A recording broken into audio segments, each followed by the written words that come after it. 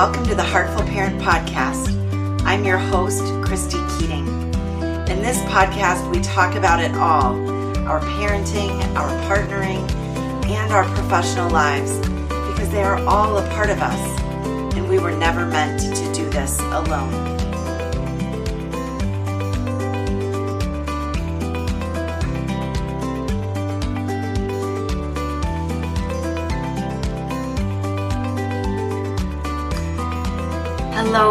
Hello, Heartful Parent Podcast listeners.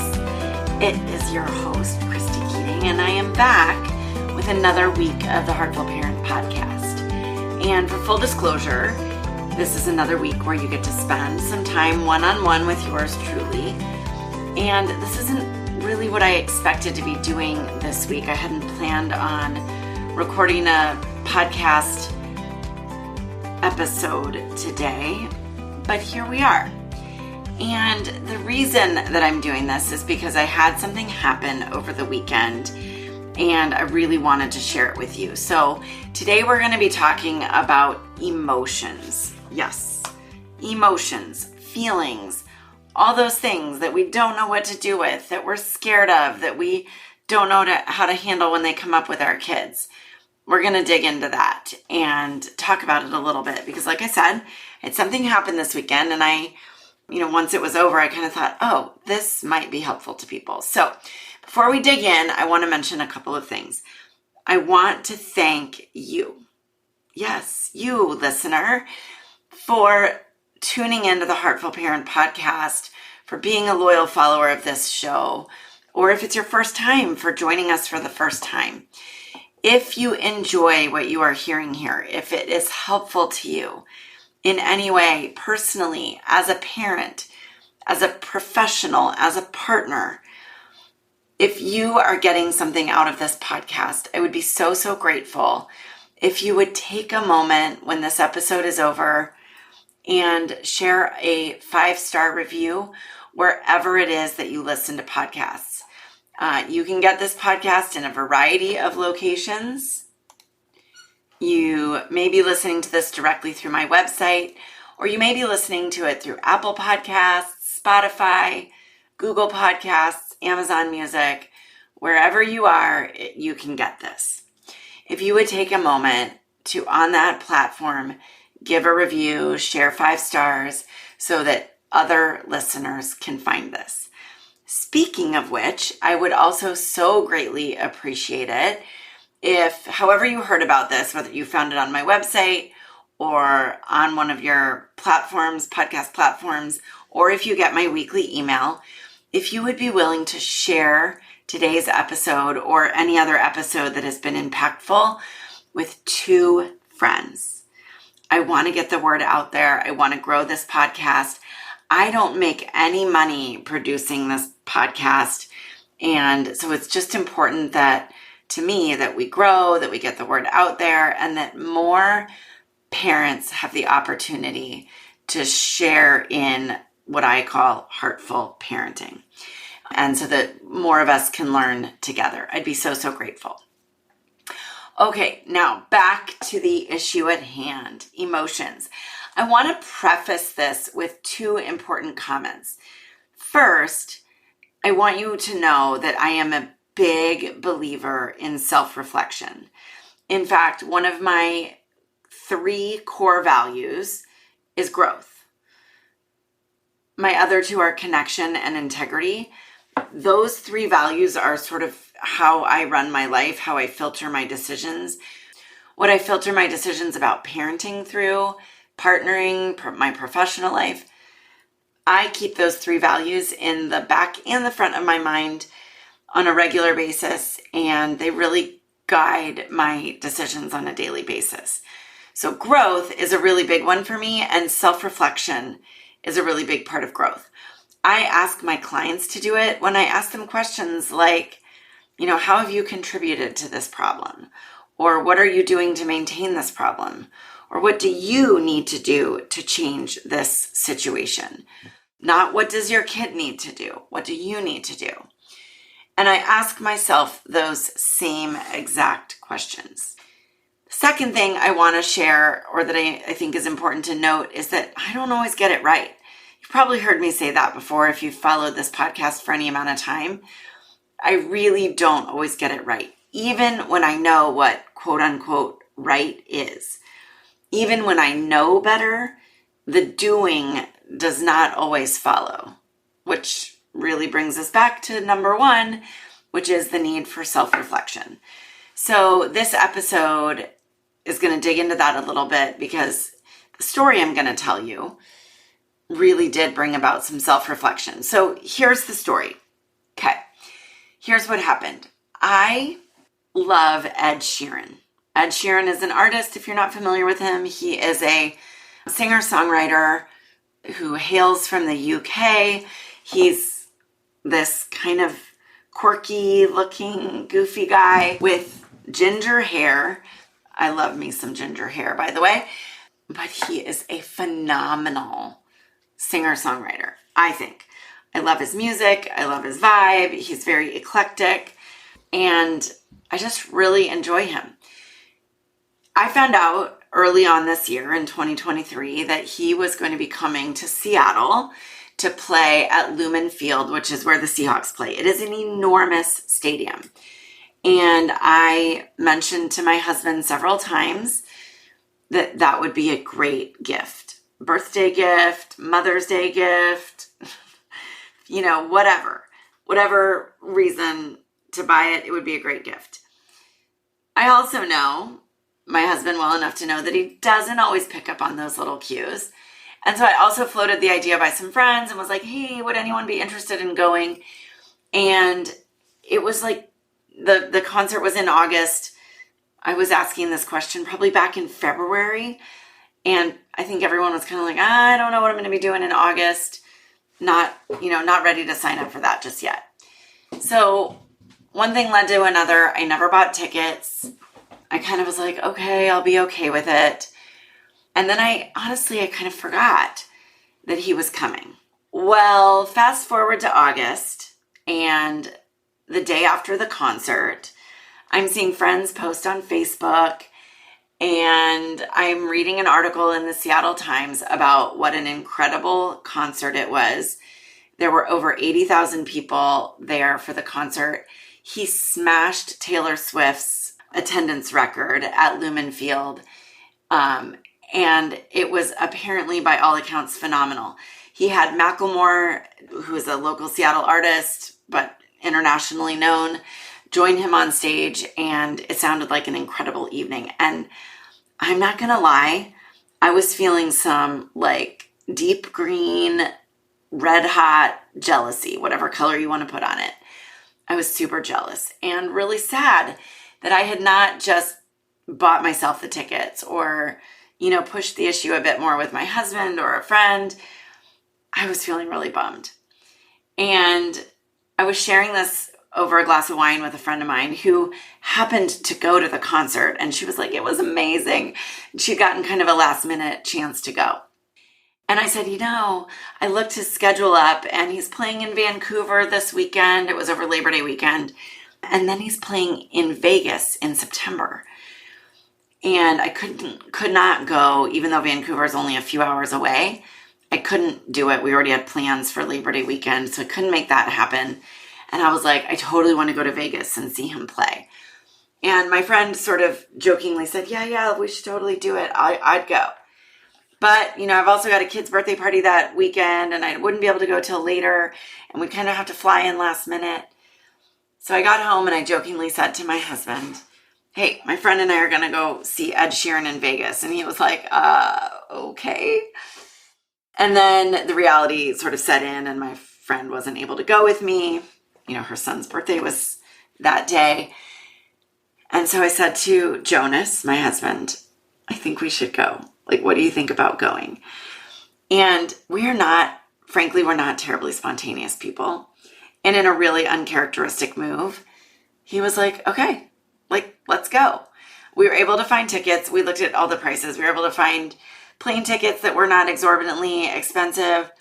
We were able to get resale tickets to Ed Sheeran that were great seats, but again, not exorbitantly expensive.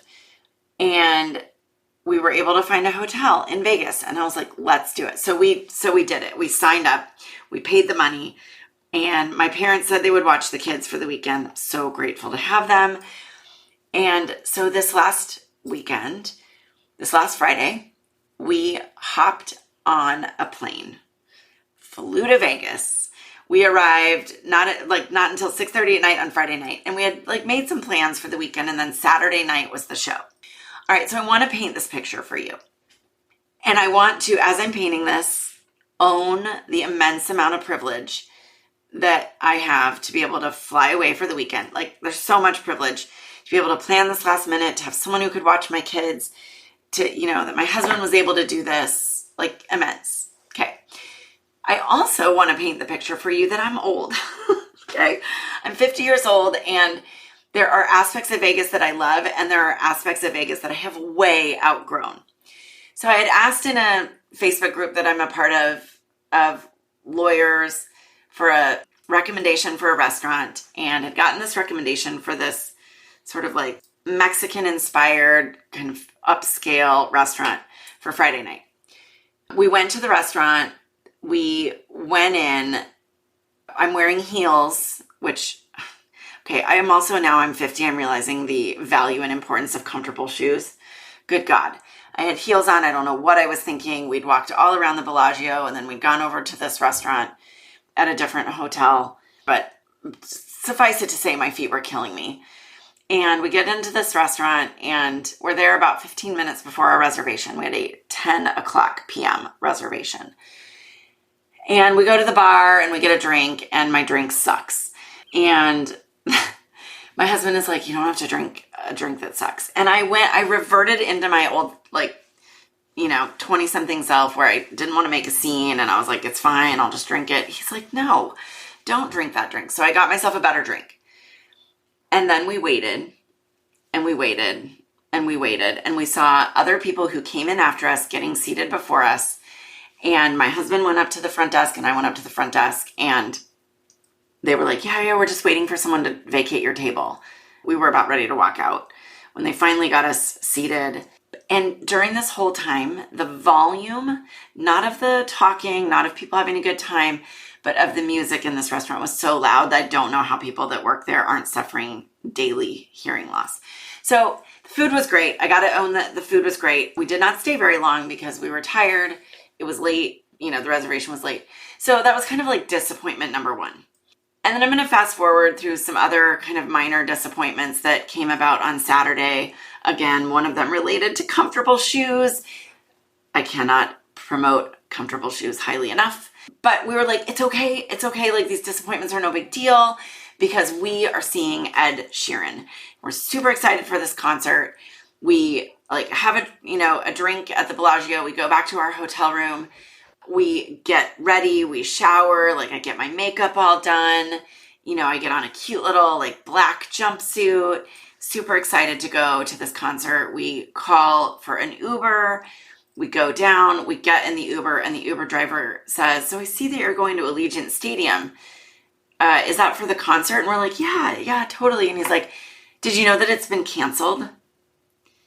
And I was like, what? And no joke, you guys, I thought he was kidding. I thought he was trying to play an April Fool's joke in the middle of September. I really thought he was joking and trying to be funny. And I was like, okay, for real, it's not funny. Take us to the concert. He's like, no, really, I believe that it's been canceled. I just picked up a number of women in the middle of the road who were trying to get back from Allegiant Stadium back to the Strip. He's like, I'm going to pull over and let you look it up because he's like, I don't want to tell you something that's not true, but I'm pretty sure it's been canceled. And I look it up on my phone, and I damn nearly burst into tears. I was so bummed. Even as I recount the story right now, I was so bummed.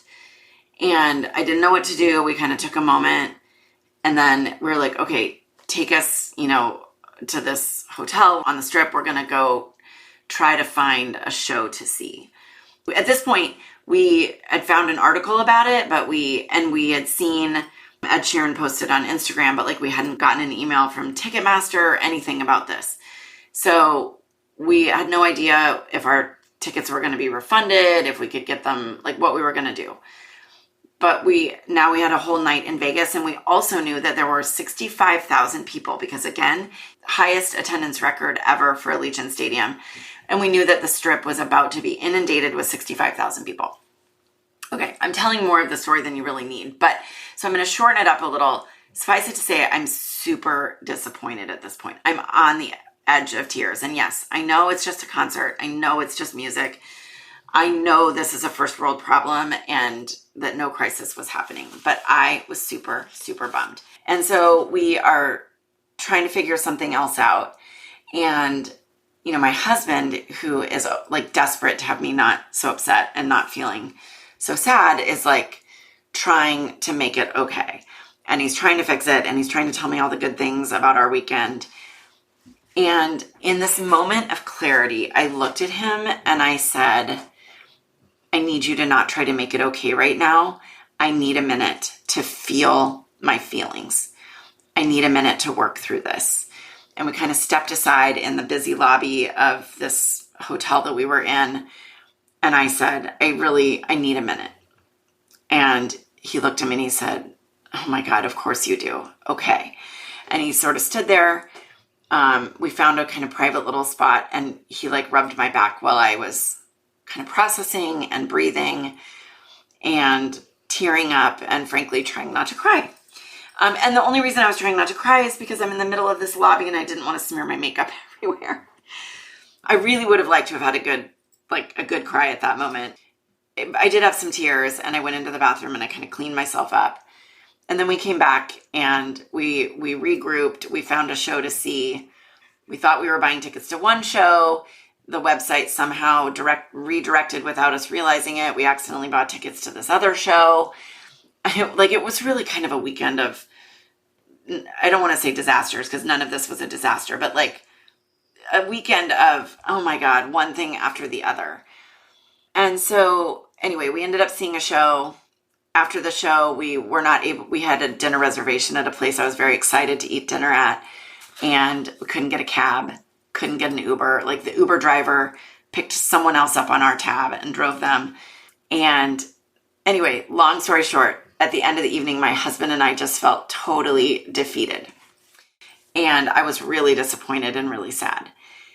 Now, there was an interesting tension going on, and I'm describing this for you because this tension is present in our kids. And this is all going to come back to parenting. So the tension was this. I recognized that nothing that was happening to me was a crisis, right? Going to a dinner that you don't enjoy the restaurant, missing another dinner reservation, missing a concert, et cetera, having uncomfortable shoes. None of these are a crisis, right? I was spending a weekend without my children, with just my husband in Vegas and doing some like really fun things. Like this was truly the issues that we were having are truly a quote unquote first world problem, right? No one was sick. No one was dying. No one was divorcing. No one was fighting. Again, I want to recognize that privilege. And also I think so often we are uncomfortable with emotion that we convince people that their feelings aren't legitimate. And that's the tension here, is that yes, there was no crisis. And also my feelings of sadness and disappointment were legitimate. Those ongoing feelings of sadness and disappointment that I still have on this Monday morning that I'm recording this are still legitimate. And I needed to give myself permission to feel. The fact that it wasn't a crisis didn't mean my feelings weren't real or valid. And I knew there were a lot of good things. And also I didn't need to have those laid out for me. And it was interesting. Like I shared this story with a few people and it really made me realize how uncomfortable we are with emotions. Well, we are uncomfortable with children's emotions. And that stems because we're also uncomfortable with our own emotions and the emotions of other adults, right? We have this narrative in our culture that we have to keep it together, that you're not supposed to cry, you're not supposed to show your feelings. We ask people out all the time, like, how are you doing? And we don't really want to know. right? We don't really want to know. We want to hear that they're fine, they're good, they're busy, they're whatever. We're happy to talk about the weather, but God forbid you actually tell me that you're having a shitty day, right? And so I found that a lot of people wanted to remind me of, oh, but you got a weekend in Vegas with your husband. Yes, I did. And that was great. And it wasn't the weekend that we had hoped for or planned. And the disappointment was real. And so there's a tension there. And the reason I'm talking about this, the reason I'm sharing with you this, pretty minor story about a disappointment in Vegas is because it translates right back to parenting. And it translates back to the idea that we are often fundamentally uncomfortable with our children's emotions. And we find every which way we can to try to convince them that their emotions aren't legitimate, to try to talk them out of their emotions, or try to get them to cover up their emotions so that we don't have to deal with them. And this brings me back to what I talked about at the beginning, which is the need for self-reflection. And as I was sitting there telling my husband, and frankly feeling fairly proud of myself for saying, look, I need a minute to feel my feelings. My feelings are legitimate about this. Even if it's not a crisis, I'm still allowed to be disappointed. It brought me back to this moment that happened last week with my younger daughter, who, was moving through her first week of first grade and was adjusting to the new schedule and having to get to bed earlier. And she wanted to have a play date and play with her friends outside, like pretty late at night when we were like eating dinner and getting her to bed. And I said, no, honey, you can't go right now. Like we're about to have dinner and then we got to get you to bed. And her tears came fast and furious. And she said to me, everything feels like it's just been so hard since we got back from our vacation. We had a summer vacation. Okay, mind you, at this point, it's been 3 weeks since our vacation. And we've done a lot of great things in that time. My aunts were here visiting. We celebrated my older daughter's birthday. We celebrated my mom's birthday. She had many play dates, lots of riding her bike outside, lots of playing with kids in the neighborhood. We, spent some time up in the mountains. Like lots of good things have happened to her. And so she said, I just feel like everything's been hard and nothing good has happened since our vacation. And I got to tell you, my initial reaction was not a good one. Because in my head, I'm thinking, how dare you say that, right? Like you've had a great summer. You've, gotten to play with your friends a lot. Like not only did we get a great vacation, but you've also gotten to play with your friends. You've gotten to see family. Like you've gotten to play in the mountains. Kid, you have nothing to complain about, really. Like, and you're sitting here telling me that nothing is good. I didn't say all those things out loud. I just want to be really clear. That was my inside inner voice. But my outside voice did say, I tried sort of my tool bag. I'm really sorry. I know it's really disappointing. And then she kind of continued on this track. And rather than just giving her space for her feelings, I legit tried to talk her out of them. And I started recounting that list of things that I just did and the things that have been good. And I realize now what I was doing and what I was feeling. I was uncomfortable with her emotions because for whatever reason, they didn't feel legitimate to me, right? In the same way that somebody could say, like, chill out, lady. You got a weekend away in Vegas with your husband. Like your feelings of disappointment about not getting to see the one show you wanted to see are not legitimate. To which I am here to tell you, my feelings are legitimate, right? So again, translating that into parenting, my child's feelings that things weren't good or that she'd had a rough time because she didn't get this play date are also legitimate. They may not make sense to me. They don't feel rational to me. And I would love for that to have not been how she was feeling. But it was how she was feeling. And I realize now that I needed to give her space for those feelings. I needed to give her space to process those feelings and that they were okay. And so it makes me wonder, or it leads me to pose the question. And I want to be clear, in the spirit of self-reflection, I am posing this question to myself as well. But listener, I want you to ask yourself right now, how do you regularly handle your child's emotions? Now, we're all going to have off days. Like, that might have been an off moment for me. I'd like to think that it was, but it might have also not been as off as I would wish. So how do you regularly handle your child's emotions? Do you give them permission to feel? Do you give them space to have emotions even when you don't understand them, even when you don't think they're legitimate? Do you give them space for those? And coupled with that, have you inadvertently sent the message that their feelings are not okay? Have you inadvertently taken away permission for your child to feel their feelings? Which really leads us to the bigger question where we turn the lens on ourselves. Do you give yourself permission to feel?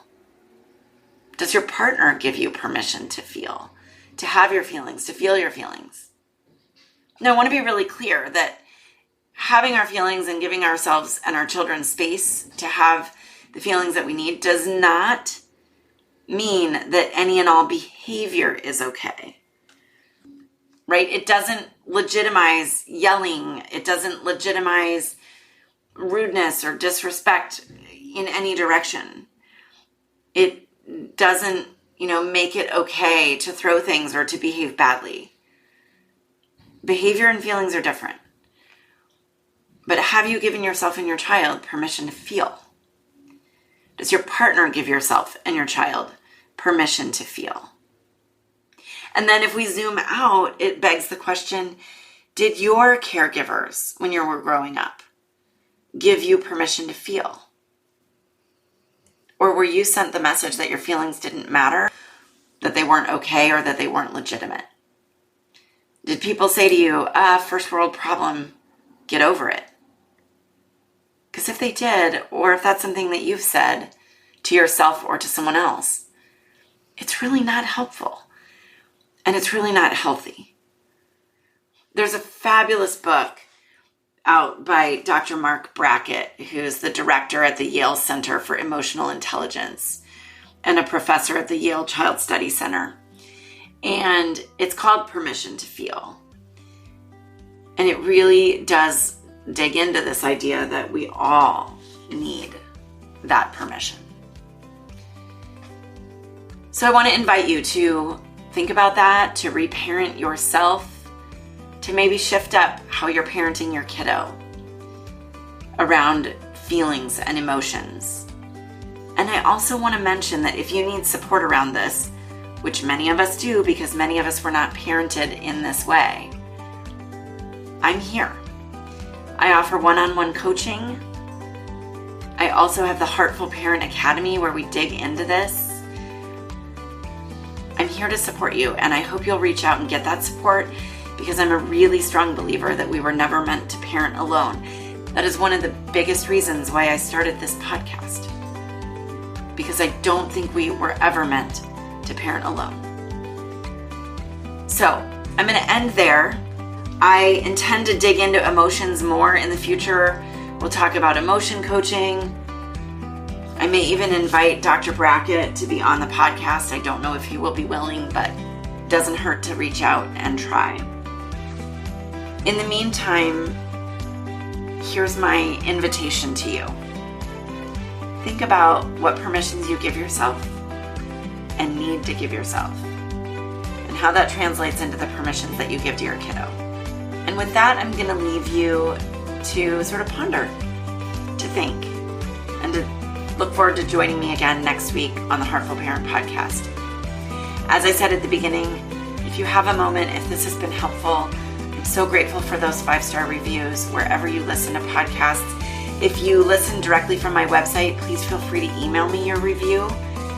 Let me know how many stars you would give it. Share your thoughts about the podcast.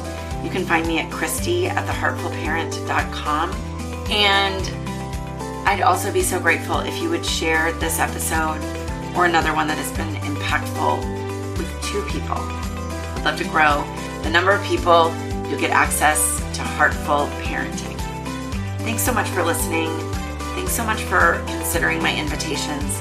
I look forward to seeing you again next week. Cheers.